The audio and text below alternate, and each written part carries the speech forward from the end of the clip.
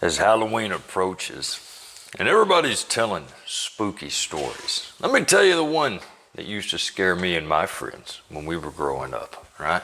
Now, this one happened in the town that I grew up in. This is a true story.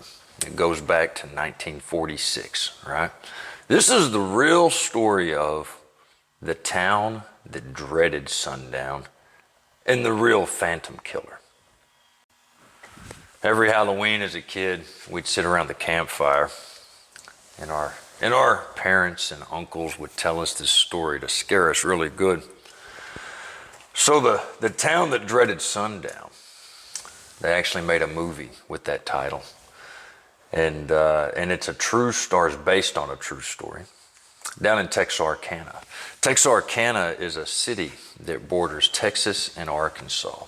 And in the 40s, Texarkana was like Leave It to Beaverville, right? They had a traditional lover's lane out by the park that all the teenagers knew about. There was drive-in movies and theaters. And one night, February 22nd, 1946, there was a young couple that went to the lover's lane.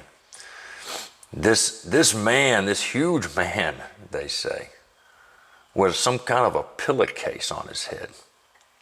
Come up on the kids while they were in the car. And with a pistol, he beat the young man. Beat the young man into submission. And then he did what he wanted with the man's girlfriend right in front of him. I'm not going to talk about those type of graphic details, but use your imagination.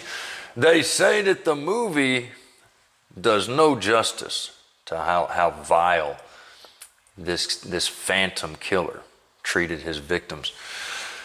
So as he progressed over the next month, he didn't leave anybody alive. The first two victims he left alive.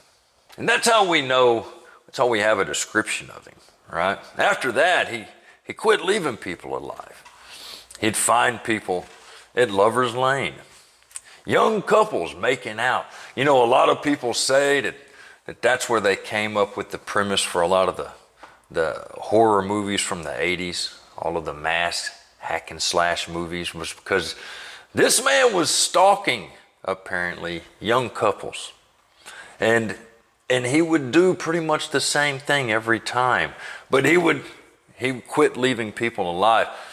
At one point, he took a young girl, about 15 years old, miles from the scene, and put her up on a tree and propped her up to make her look like she was still alive.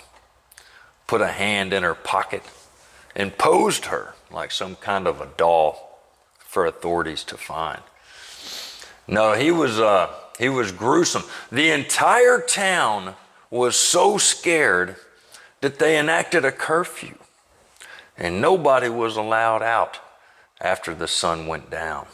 And then, that's kind of where the movie title came from. But I had relatives, uncles, my father, aunts, that lived in Texarkana and lived through that era.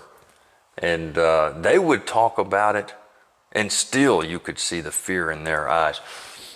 Everybody stayed at home when the sun went down. The man had the entire city scared. When everybody quit going outside, he started attacking people in their homes.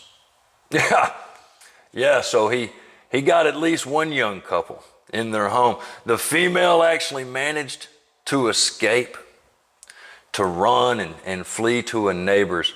She never really got a good look at the guy, though, and he never, ever was found. They never got anybody to confess, and as far as we know, the man lived to be an old man running around Texarkana. And so when we were teenagers, everybody would make sure to tell us this story, because you never knew when the phantom would rear his ugly head. Yeah. Hey, peace and love. Happy Halloween. I'm out.